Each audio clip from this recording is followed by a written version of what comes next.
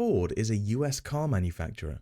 The company sold several cars in Europe, however, Ford exited the European markets. Why do you think Ford did that?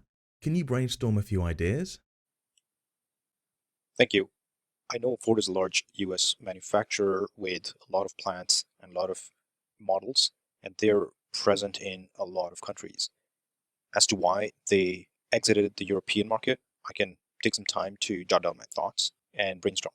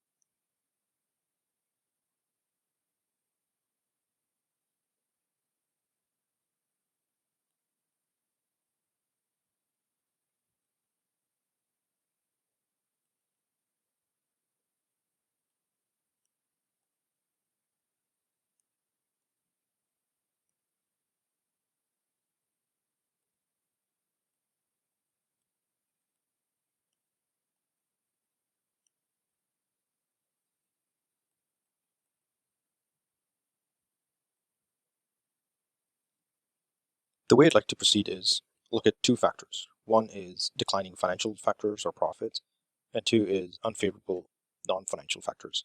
Under financial factors, there's two areas I'd like to look at. One is declining revenue streams, and two is increasing costs. Under revenue, there's three areas I'd like to look at. One is product mix, second is price, and third is volume. Under costs, there could be high fixed costs, high variable costs, high investment costs.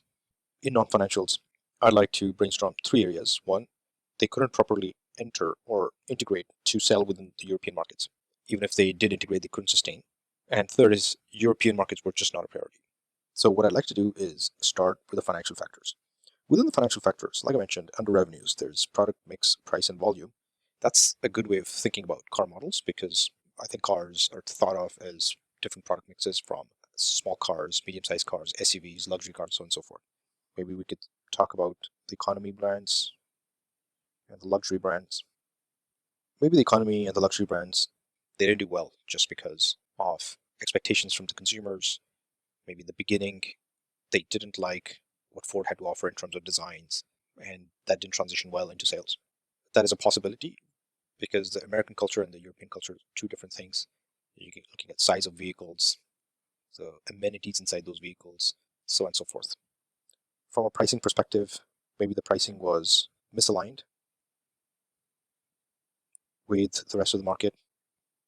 From a volume perspective, maybe the volumes were low because maybe it was just not positioned the right way. Ford's brand, it's new. Europeans don't know about Ford too much. They have their own brands. So maybe the brand positioning wasn't good. Maybe the positioning of certain sub-brands within Ford wasn't too good. Maybe the promotions, they changed. If they bought somebody, then probably the messaging changed and that could be an issue, or there was just lack of promotions. From a competition's perspective, there was just too much competition and Ford was not able to fend off that competition. Maybe it was just a quality issue. And Ford is a luxury brand, so you're looking at economy and luxury models. So let's come to the cost side. Maybe the fixed costs were very high. It could be just sustaining costs for machinery, production, downtime, labor, depending on how Ford was running it or running their operation. From a variable cost perspective, maybe the cost of materials was high. There could have been issues related to a new supply chain. Maybe they didn't figure it out in time. Maybe the investment costs were too high. So whenever a company enters into a new area, there's a lot of investment costs required. And automotive manufacturing is an industry where CapEx investment is required. it's significant, maybe they did not get any fund help from the government. Maybe it's just expensive, and they never thought it would be that expensive. Coming to the non-financial factors. The first thing is they couldn't properly integrate or enter. So one is the market entry was not well executed. The other is risks. Many risks materialized. Third is the post-merger integration, if they had a partner, was unsuccessful. And just the last thing is culture, using American versus European culture. They're very different. The second one is they could not sustain this long term. Maybe they did enter, but they faltered during the way. So one possibility could be supply chain issues, labor issues.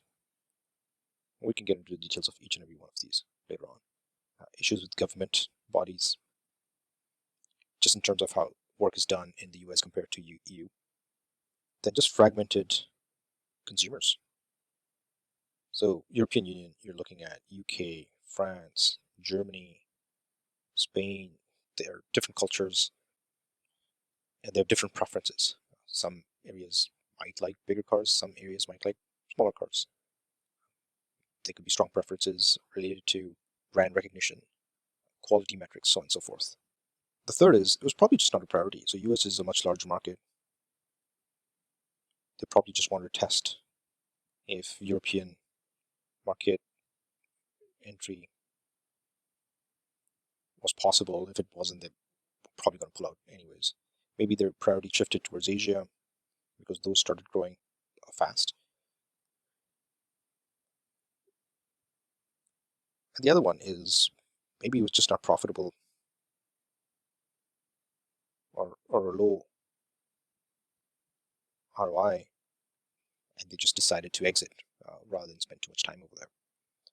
What I'd like to do is, in this case, start looking at the non-financial factors and then come to the financial ones to do in economics if we have to. Thank you.